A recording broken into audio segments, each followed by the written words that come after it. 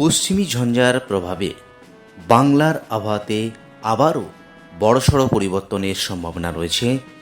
বাংলার বিভিন্ন জেলায় বিক্ষিপ্তভাবে বজ্রবিদ্যুৎ সহ বৃষ্টিপাতের সম্ভাবনা রয়েছে। পাশাপাশি পশ্চিমী ঝঞ্ঝা এবং বঙ্গোপসাগরে অবস্থিত ঘূর্ণাবর্তের ফলে বাংলার তাপমাত্রা আরও বাড়ার সম্ভাবনা রয়েছে। বাড়বে আর্দ্রতাজনিত অস্বস্তিকর পরিবেশ। সুপ্রিয় দর্শক, আজ 30শে জানুয়ারি, এই মুহূর্তে আবহাওয়া দপ্তরের গুরুত্বপূর্ণ আপডেট। প্রথমেই চলে যাব আলিপুর আবহাওয়া দপ্তরের যে অফিসিয়াল পেজ, আইএমডির যে অফিসিয়াল পেজ, সেই অফিসিয়াল পেজে আজ এবং আগামী কয়েকদিনের আবহাওয়ার কী গুরুত্বপূর্ণ আপডেট দিয়েছে। সুতরাং ভিডিওটি প্রথম থেকে শেষ পর্যন্ত অবশ্যই দেখতে থাকুন। আর আপনি কোন জেলা থেকে এই ভিডিও দেখছেন অবশ্যই জেলাটির নাম কমেন্ট বক্সে জানাতে ভুলবেন না। চলে যাই আইএমডির যে অফিসিয়াল পেজ। প্রথমে একবার দেখে নিচ্ছি warning page. Sub division wise যে ওয়ার্নিং দিয়েছে IMD, warning for sub Himalayan, West Bengal and Sikkim. Uttarbanga এবং দক্ষিণবঙ্গের যে ওয়ার্নিং তাতে লক্ষ্য করা যাচ্ছে উত্তরবঙ্গের জেলা, বিশেষ করে পার্বত্য জেলা দার্জিলিং, জলপাইগুড়ি, কালিম্পং, আলিপুরদুয়ার এবং কোচবিহার, এই জেলাগুলির উপর রয়েছে একেবারে ঘন কুয়াশার ইয়েলো ওয়ার্নিং। বাকি আগামী 5 তারিখ অবধি কোনো জেলাতেই ওয়ার্নিং নেই।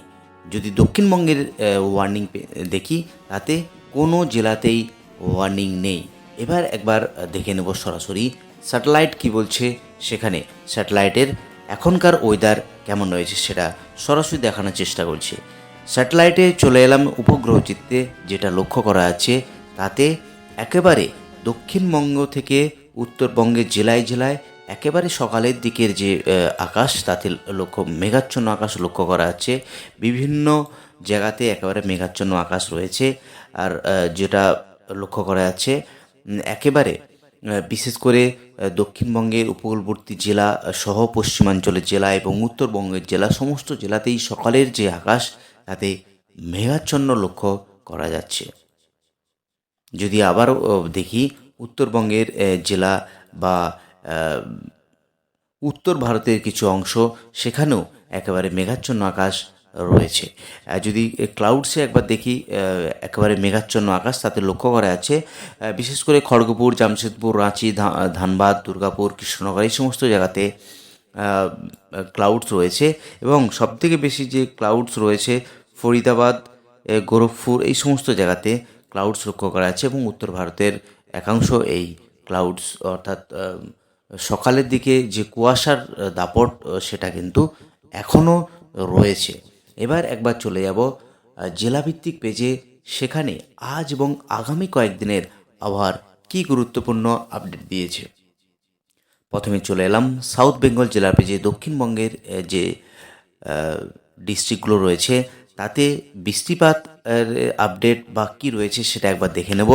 ওয়েদার ফোরকাস্ট ফর 7 ডেজ, অর্থাৎ আজ থেকে আগামী 5 তারিখ যে ওয়েদার ফোরকাস্ট দিয়েছে আলিপুর আবহাওয়া দপ্তর, তাতে লক্ষ্য করা যাচ্ছে সমস্ত জেলাতেই একেবারে ড্রাই ওয়েদার কন্ডিশান থাকবে। কলকাতা, হাওড়া, হুগলি সহ 2 পরগনাস, 2 মেদিনীপুর, সমস্ত জেলাতেই একেবারে শুষ্ক ওয়েদার। আগামী 5 তারিখ অবধি দক্ষিণবঙ্গের সমস্ত জেলাতেই কোনো বৃষ্টিপাতের সম্ভাবনা নেই, কিন্তু সকালের দিকে কিছু জায়গাতে যে ভিজিবিলিটি রিডিউসিং থাকবে, অর্থাৎ সকালের দিকে কিছু জায়গাতে কুয়াশা থাকবে, সেটাও সামান্য বেলা বাড়ার সাথে সাথে একদম ওয়েদার পরিষ্কার হয়ে যাবে। মেঘমুক্ত আকাশ থাকার সম্ভাবনা দক্ষিণবঙ্গের সমস্ত জেলা জুড়ে, কোনো ওয়ার্নিং নেই। এবার একবার দেখে নেব নর্থ বেঙ্গল জেলা পেজে। সেখানে আজ এবং আগামী কয়েকদিনের আবহাওয়ার কী গুরুত্বপূর্ণ আপডেট দিয়েছে আলিপুর আবহাওয়া দপ্তর।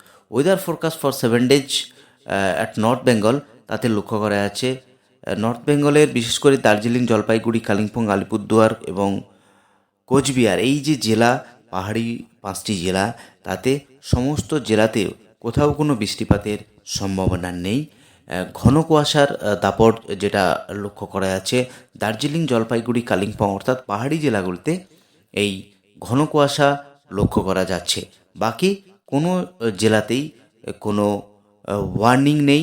শুধুমাত্র ডেন্স ফগের ওয়ার্নিং যেটা লক্ষ্য করা যাচ্ছে দার্জিলিং এবং জলপাইগুড়ির সঙ্গে কোচবিহার, এই 3টি জেলাতে আজ উত্তরবঙ্গের ডেন্স ফগের ওয়ার্নিং লক্ষ্য করা যাচ্ছে। বাকি কোনো জেলাতেই বৃষ্টিপাতের সম্ভাবনা নেই এবং বেলা বাড়ার সাথে সাথে ওয়েদার একেবারে পরিষ্কার হয়ে যায়।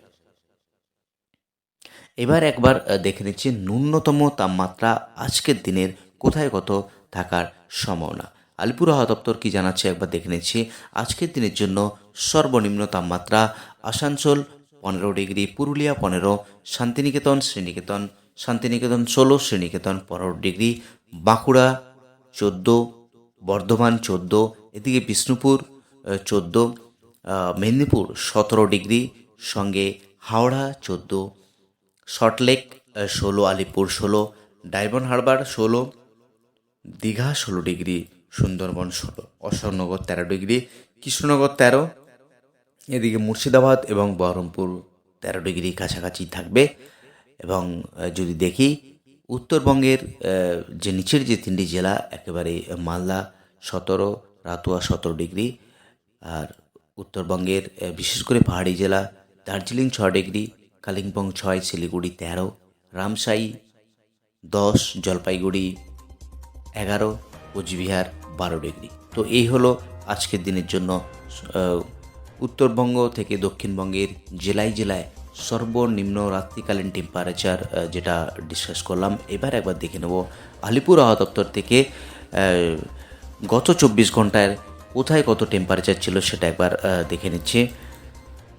সর্বনিম্ন যে টেম্পারেচার গত 24 ঘন্টায় দেখা গিয়েছে, আলিপুর 16.8 ডিগ্রি, দমদম 15.2, উলবেড়িয়া 15 ডিগ্রি, ডায়মন্ড হারবার 16.5, মেদিনীপুর 16.5, দীঘা 15.8, কৃষ্ণনগর 13.6, বাঁকুড়া 14.9, শ্রীনিকেতন 15, বহরমপুর 13.6, সল্টলেক 17, অর্থাৎ কলকাতার আশেপাশের যে টেম্পারেচার সর্বনিম্ন তাতে লক্ষ্য করা গিয়েছে 16-17 ডিগ্রি আশেপাশেই, এবং পশ্চিমাঞ্চলের যে টেম্পারেচার 14 থেকে 15 ডিগ্রির কাছাকাছি।